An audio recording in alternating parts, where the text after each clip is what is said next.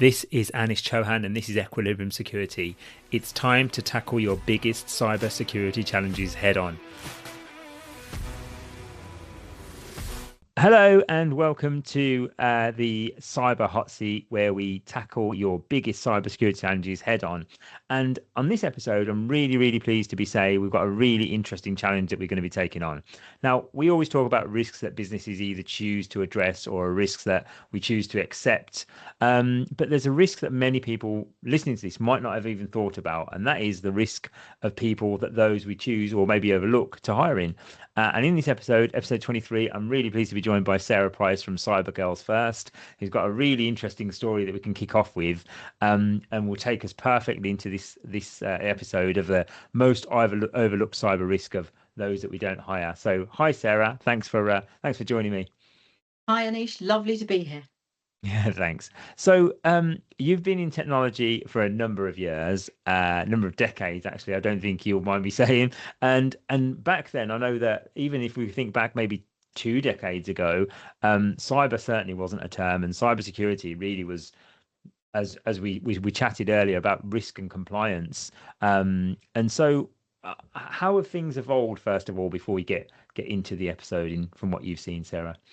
Okay, so when I first started, I was doing coding Yeah, in a team of 12. I was the only female, and there were 11 blokes.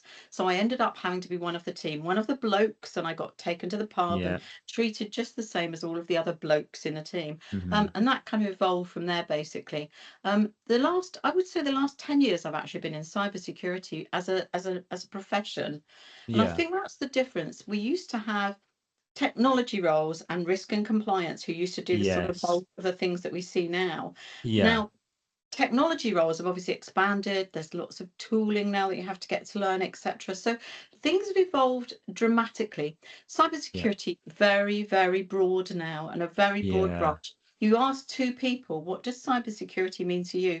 And You you could won't get get the same two answer. completely different answers. That's right. Yeah, and that's the great thing about the industry in many ways, isn't it? It's good but bad. If you're Mm. trying to choose where you're going and what you're going to do for a future career, it's a very different ball game because Yeah, you don't really know what's out there and you don't really know what subjects you should take, for example, for GCSEs, T yeah. levels, A levels. You don't really know where you need to go to get into it because it is so diverse. It is so diverse, and I think I don't know if you get this. I sometimes get parents of exactly like you've said, students taking A levels or T levels, or even just as early as starting the GCSEs, saying, "Oh, they want to get into cyber. What can they do?" My first thing is, well, what are they interested in? First of all, exactly like you've said, it's really broad. But we're kind of think yeah, the subject is really about getting more girls into cyber, and there is still a barrier. You know, you're talking about females being treated as, and you used, for those on the video, you used air quotes to say one of the blokes, and that isn't really the right thing, is it? So what is the barrier to getting more girls into cyber? In this modern world, modern day. Okay, again from experience, Cyber Girls First goes out and looks at we've got two different roles. We're looking at year eight girls before Yeah, GCSEs, before they pick yeah. their subjects, and we're talking to them about what cybersecurity is.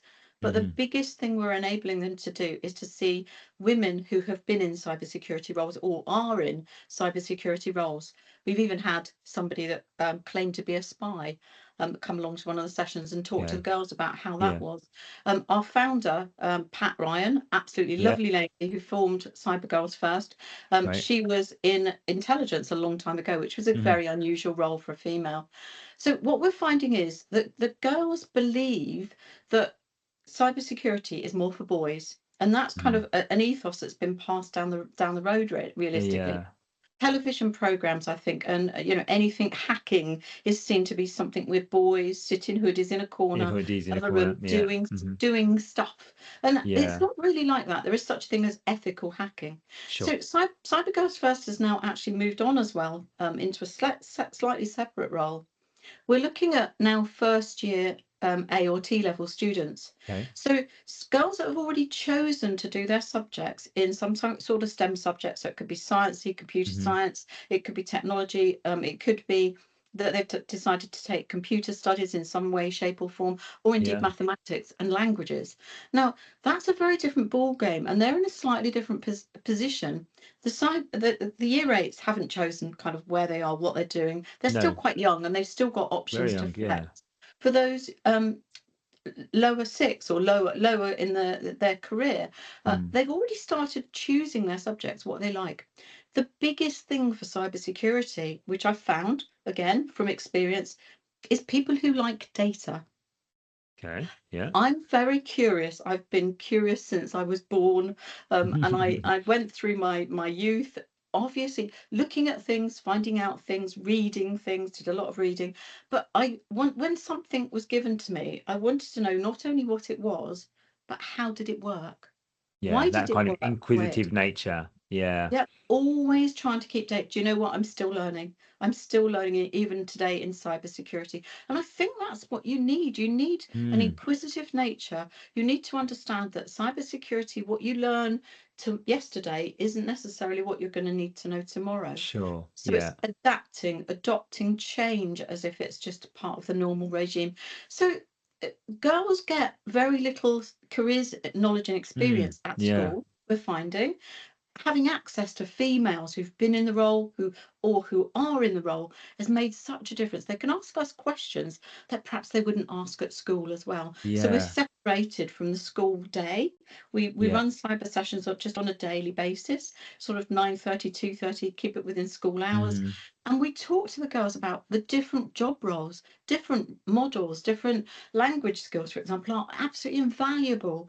Yeah. Data analysis absolutely needed in threat intelligence and things like that. So That we is talk to someone. the girls about all of the different ways that you can get into cyber. Yeah. Obviously, it's not a career path anymore to get there. It's Mm. a lot of luck, a lot of pitching yourself in the right way Yeah. to get you into the right place at the right time. So very interesting space. So I think you've touched on something which is interesting, and I think what you're trying to say is that one of the barriers is females need to see other females and say, actually, yeah, there's somebody who, like, if we take something as maybe simplistic as football, there are more females going into football now and taking it, and all the other teams are kind of progressing because you can see that young girls growing up and going, okay, well, not only can we see females, but in England, you see them winning the World Cup and Euros, and seeing progress really well, and go, well, I can do that, and it's having that, isn't it? Really, it's having that. So, um, do you think are we doing that early enough? Are we losing them at school or university? And do we think we need to bring that example of people who are of girls who are in cyber um, earlier down the school chain, maybe? I think any earlier than year eights are possibly a bit of a waste, but let's touch on what Right. you said Yeah. about football. So football and rugby, girls can go into those careers now as a career, Yeah. Yeah. but they need something to fall back on when the knees don't work anymore or they Hmm. can't run. A bit Yeah. like Gary Neville set up Yeah. UA92 in Manchester. Oh, yeah. Yeah. It's a university that's looking at what careers can you take on after that section of playing matches, doing things. Mm, When that ends, what do you need? You need some sort of career post that. So they've got yeah. all sorts of classes and courses running beyond that at Manchester. Yeah. Again, an interesting scenario. So again, we are actually working very quickly, working with somebody in Scotland who's looking at rugby versus cybersecurity and seeing how we can blend that into a session for those girls that are interested in Oh, rugby that's as really well. interesting. So Yeah. yeah, Oh, brand new off the Brill. press. Excellent. So yeah, and again, we all do it. We all think of it at the time. I'm talking about cybersecurity at home all the time. I'm sure my Mm. wife and children as well still think of that hacker in the bedroom. Um, why is it still getting reduced to that? I know you talked about the association with STEM subjects. Is it that? Is it that because it's still being described as a technical hacking kind of, cybersecurity is synonymous with hacking? Is that the problem still? Do we need to remove that association to some degree? It's portrayed as that on the television as well, Mm, and in other areas when you see it in sort of movies and things like that, you see this sort of hacky kind of thing. And again, what we've been trying to talk about is the fact that there's so many different job roles that you can go into that aren't technical. You do not have to have, I mean, it does Yeah. help in some roles, don't get me wrong, Sure. but you do Yeah. not have to have that coding background to Yeah. get into a cybersecurity function. There's lots and lots of different ways that you can actually meander through the cybersecurity. There's about 12 different tiers that you could go through. Yeah, of The course. biggest thing you can get, obviously, is some sort of accreditation. Personally, I've got ISC squared CISSP as an Hmm. accreditation, which I got very, Yeah. very early on, as you mentioned, a few decades ago. And I've kept it going because I'm passionate about it. I'm now Yeah. also working with ISC squared, working on what their cybersecurity CISSP exam looks like, and making it into an evolving, different style of multiple choice question set. So Yeah. that's an interesting diversion as well, to say, get some accreditation, and then you can see which of those job roles actually fits where you've got that interest. Yeah, yeah, that's interesting. And being like you said about there's loads of different kind of tiers and avenues in, and there are the awareness and the training aspects often gets left out, doesn't it, of cybersecurity, because Yeah. designing the training content and making it understandable and interpretable and engaging, because loads of businesses still struggle with getting engaging cyber awareness training, because it's just don't look out for this and look out for these emails and don't do this, and it's whereas there's so many different ways to engage. Where what do you think is the risk? So yeah, we've said that the title is the risks of the people that we don't hire. So what are businesses missing out on? What is the risk to them of getting it wrong? Sure. So every team that you generate, whether it's a red team for threat intelligence or whether it's a Yeah. compliance team for, Hmm. dealing with regulators, etc., you need differing opinions. And I think that's where having males, females, Hmm. any gender dynamic there, but Yeah. also a neurodiverse section can really, really help Yeah. you. Yeah. So I worked with the National Autistic Society at JP Morgan when I was part of their education team there. And Yeah. we actually prepared a program for those that are neurodiverse, to extreme in terms of Hmm. needing somebody in the classroom with them to actually help them. And you know what? Their brains work in a very, very different way. So Hmm. it's it's no good if you've got cookie cutter people who are all the same, who are all going to come up with the same answer. Yeah. It's no good. You It's no need good. diverse thinking and diverse ideas to actually get a full system up and running and working well, covering all the angles.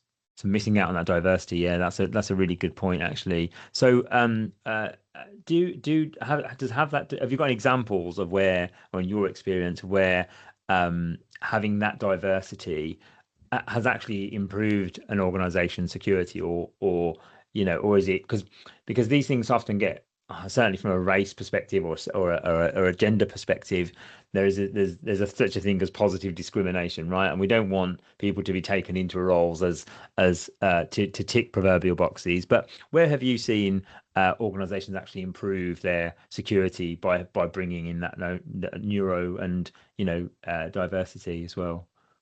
Again, I can go back to my employment at times at JP Morgan Chase in Bournemouth. Yeah. Um, it was a very diverse team. We had diversity and inclusivity as part of everybody's job role. Okay. So you Yeah. all had to ensure that you were including everybody in team spirit, for team sessions, that no one voice was just being heard. And that was really Yeah. good. There was one guy there, and I must admit, he struggled, as indeed I Hmm. did with him. He was exceedingly ADHD.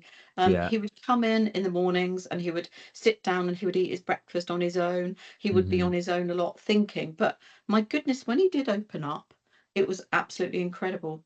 Real. He invited me into a room one day, just with a whiteboard and a pen, and said, "Sarah, I've got something to talk through with you. Can I just show you what I've thought about?" He was taking our threat intelligence model and he was pulling it apart. I was training it in a particular way, and he was saying, Yeah. "Hang on a minute, we're missing something here." And it was about today's threats. We get threat Hmm. intelligence moves day on day. You get threats Yeah. from all over the world, Of course. through Yeah. nation states and whatever. Hmm. But he said, what we're not doing is we're not building in what the future looks like. And I'm going, Okay. how can you build in what the future looks like? And he showed me, if you think that, but what if they do bleh. Mm. So you don't know what you don't know, let's be honest, Sure. as you're going Yeah. into any threat world, you don't know Yeah. what else is out there. But he was saying, but if we build that in at the beginning of the day, when we see these threats coming through, we'll end up with capturing much, much better results at the end of the day. Yeah. Absolutely incredible brain. Unfortunately, we lost him. He went to Mm. another organization. Cool. They are gaining from his experience. Absolutely. That's I'm what I sure it will say. sounds like they are. Yeah. We missed out there. But again, just having that different brain, thinking slightly differently about the same subject makes such a difference. That's really good. Really interesting story, actually.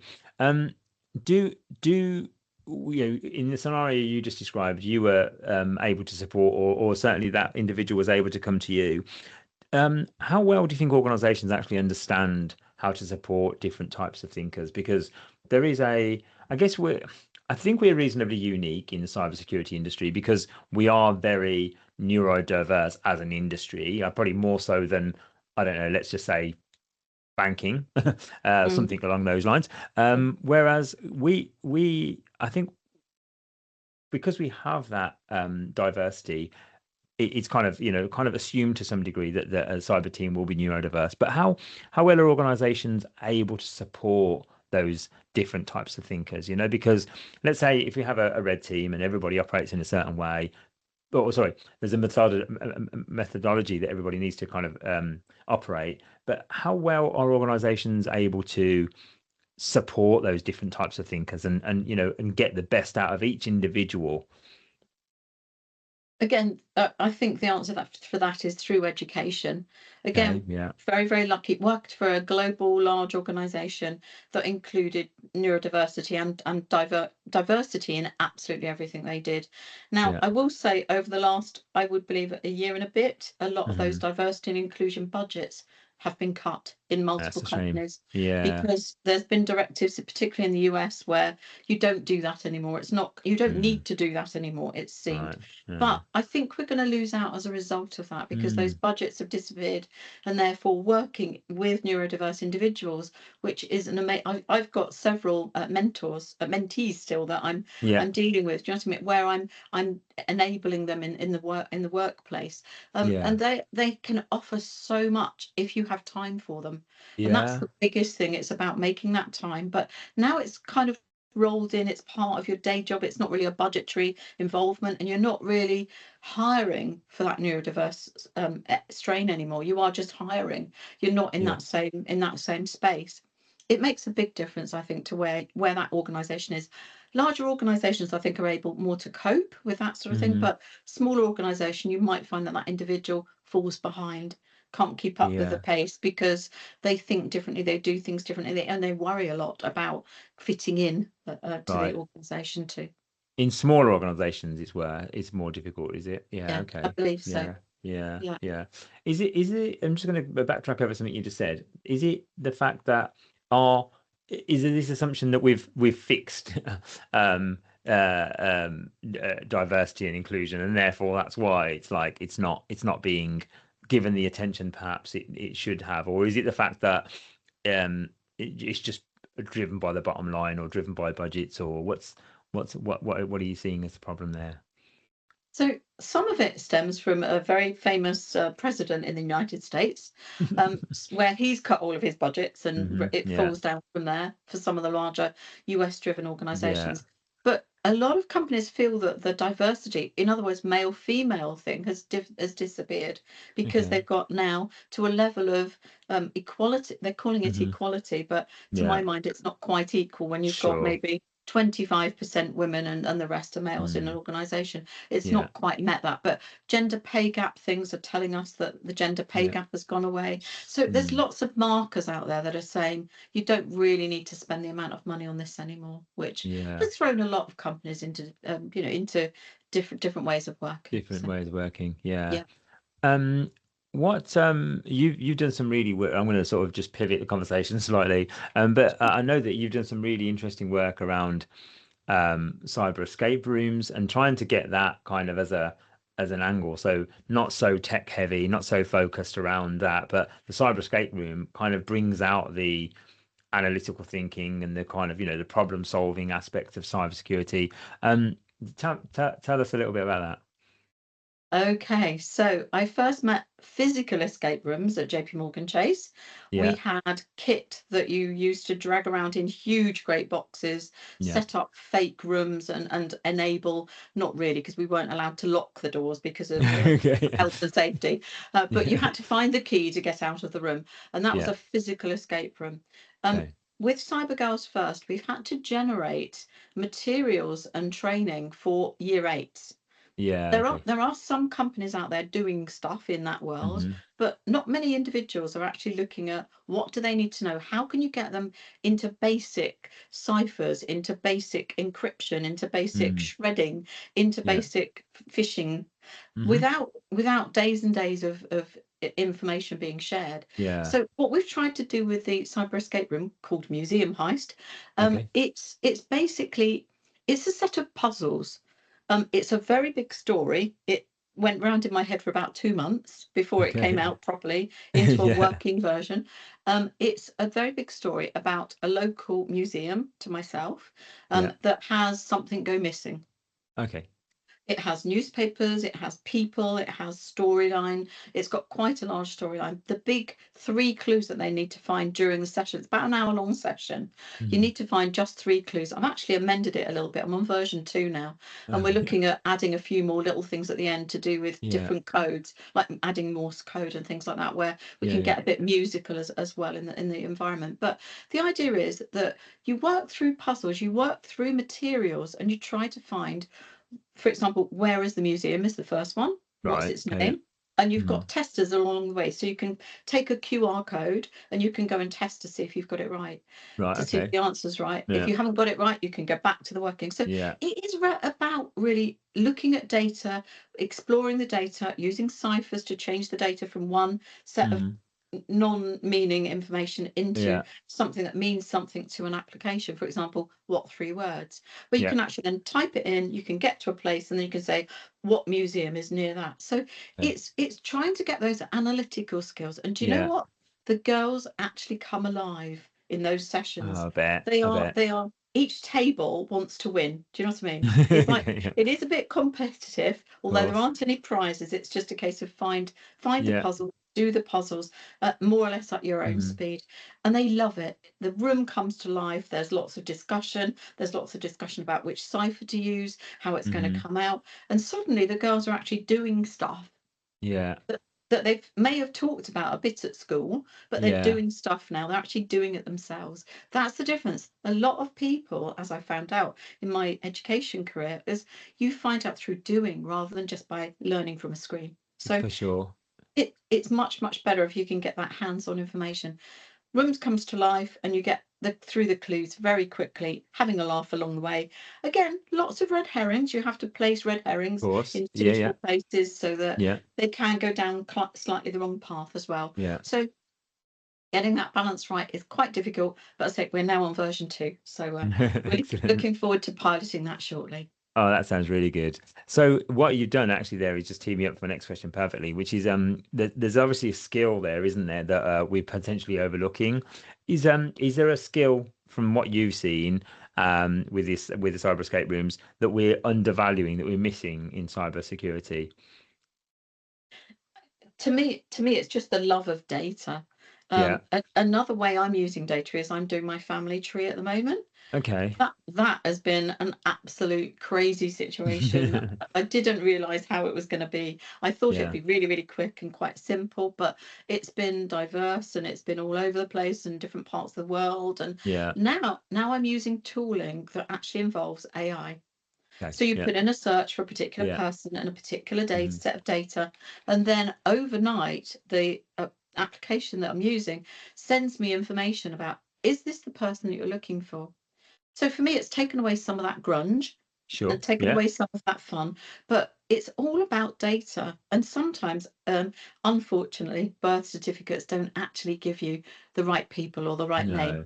You, Yeah. you end up going through perhaps DNA. So Yeah. if somebody likes data and data analytics and Mm. can marry up data to make something out of it, to make a Yeah. response out of it, That's what you're looking for. Is not Yeah. necessarily the ability to be able to use encryption or write encryption tools. We don't No, want no. mathematicians all the time. Sure. You want the Yeah. ability to be able to analyze data, look at it, and see what are the characteristics of that data.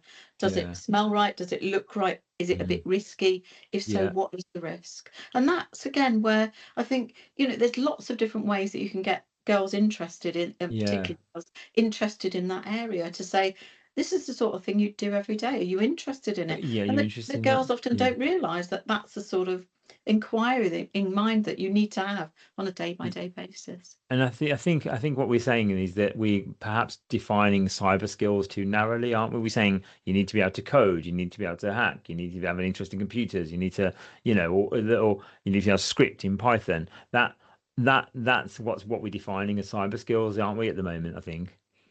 Yeah, certainly, absolutely. It feels like it is a technology Mm, themed thing, but as yeah. I've mentioned already, I think languages, when Yeah. you talk to individuals about how many languages, threats don't always come in English. No. You No, need no. somebody to translate those threats into Hmm. what language they need to be in so that you can Yeah. analyze them and see where they are and what they do. So it isn't about just technology, it's about data, different skills, um, putting things together and being, to be fair, a lot of it's being nosy. Sure. Yeah. What can I find in here? What can I look at? How can I look at this differently and see something that's staring other people in the face? How can I, Yeah. adjust it and see what's there? And Yeah. as I mentioned, no 2 days are the same in No, cybersecurity. they're A not. lot of individuals can't hack that. I've had Yes. individuals that have come through training with me and they've Sure. gone into a job role and then they say, actually, Sarah, it's not for me. I need to Mm. go off and do something that's a little A bit more stable because bit more it's stable, more predictable. Yeah. more predictable. It's a very, Mm. very changeable world. A lot of people can't do that change every day. No, that's So right. Yeah. make No, a true. difference. So if you could change, so we're sort of coming to the end of this, and it's already, I can't believe we've covered quite a lot of ground in the time we've been talking. But if you could change something, you could wave a magic wand, and you could change something tomorrow to improve the talent pipeline or improve the way in which we would engage, certainly girls and the talent that comes with that. What do you think it should be? What would you change if you could change something tomorrow? Oh, just one thing, Anish. Yeah, sorry, just one. Oh, just one thing. Yeah, let's go a couple. Let's go for a few. Okay. Well, certainly the way that we're describing cybersecurity Yeah, as that's one of as the a big things, job isn't it? role, Yeah, it isn't a job role. I think we've put too many things under one umbrella that, yeah, definitely. it used to be divided out and now we've put it all together. And I Mm, can understand companies doing that because you get a cybersecurity budget and it's for everything. It sure. covers, from compliance to risk management Mm, to, talking to the regulators, to the hacking teams, to the coding teams who are generating secure products for you. yeah, So it's kind of developed too big and too wide. I think too it's wide. almost Yeah, redefining. If you could redefine what cybersecurity is, yeah. one organisation that I worked for recently has divided it into 12 different stages of Hmm. cybersecurity, things you can go into in sort of different areas. Yeah, They overlap, don't get me wrong. You of can see course. where Yeah, one flows into another and goes out yeah. again, Mm, into a different job role and different function. But I think it's the way we've defined cybersecurity. defining it. So Yeah, yeah, but if you can get that over by again experiencing what cyber looks like, it having access to people who are doing those different job roles, it would really help it everybody. would really help, wouldn't it? Yeah, for sure. And if you were, you probably do this already, but if you could say something to a young girl who probably says, "Well, actually, um, cyber's not for me. I'm not really interested in computer. I'm not really interested in hacking." What would you perhaps say to that young girl? Let's say they're in year eight, I think, because you're saying that's the entry Yeah, point, right? Yeah, yeah, yeah. I'd say come to a Cybergirls first session and see yeah, if you still feel the same at the end of the yeah. session. So Mm. what we try to do at the beginning of the session is find out which girls at the start of the sessions are actually interested in that area. Yeah. As you mentioned already about football. A lot of girls actually do want to go into football now. Okay. Do Yeah. you know what I mean? They can see that there is a career path there, there is a Yeah. way forward. They can Yeah. go and play for England, they're Hmm. superstars. Yeah. A lot of girls actually see that there is a path for them in cybersecurity. But you start off with the cyber girls at the beginning of the day. And you can see a handful of girls that actually want to go into. The interesting part sometimes is getting girls who've been to one or more cybersecurity sessions with us. They Yeah. come back for a second go. They're doing different things in a Well, different space with a different set of speakers. And yeah. they eventually, at the end of that session, more girls will actually want to get into some sort of cybery subject because they Yeah. can see it's broad, it's got Broad. all sorts of Yeah. different things that go on in it. So yeah, it's come to a Cyber Girls First session, or have one with your company and see if we Sure. can get some more people into your company for you. Yeah, yeah, brill. And then just finally, then, so let's say we're fast forwarding another decade, and what does success look like if everything we're talking about becomes implemented and everything we're saying actually, starts to change and continues on the or a better trajectory than we are at the moment? What does a success of what we're trying to achieve and what we're discussing here look like for you? Okay, I think it's getting the percentages of females into the cybersecurity job roles that Yeah. would really help. There are lots of statistics. Hmm. UK, if you look at UK, it's 17%. Yeah. Globally, it's about 30. It would be nice to see that bumped up. So if we could Mm. get more girls into cybersecurity job Yeah. functions Yeah. across the globe, that would be brilliant. Obviously, Hmm. we're really tackling UK only, Of but it course. would Yeah. be good to see those figures going up in the next couple of years. Don't get me Yeah. wrong, this is a subject I think that's going to be ongoing, and For that's sure. why I'm continuing doing volunteering in this space to actually try and help. But I think we're getting there. I think things are opening Yeah. up. It feels like, there are a lot of job roles coming up in a lot of different spaces now. It's not just a Mm. London thing anymore. You That's know, right. Birmingham's got a lot of cybersecurity outlets. As you Yeah. go forward up north in Manchester and Mm. going into Salisbury now, the new GCHQ models. Yeah. So we're gradually getting a bit more coverage of those new functions and those new job roles as we go into 2026, 27. So Yeah. it's going So to be an interesting time. yeah, we might find it's a bit of a self-perpetuating thing as things start to grow and start to get to improve. I think it'd be really interesting to see how things change. I mean, I've got two daughters myself, and I know that they didn't really have any interest in it, but there's no as in the conventional route of IT and security, but they're surrounded by it because we we talk about over dinner all the time and stuff and things. So nothing is precluded, is it, from or excluded from them going into an industry like that. So yeah, we'll see what the future holds then. Indeed, we shall. Hopefully, they're getting those stats up and making it a little bit, just a little bit different. Would be A- lovely. Absolutely brilliant. Well, Sarah, it's a pleasure to speak to you, and it's been really great to talk about this particular subject with you. So thanks for your insight. Thanks for what you've explained, and yeah, great to have you on. Thank you, Anish. Look forward to the next sessions. Excellent. Thank you. Take care.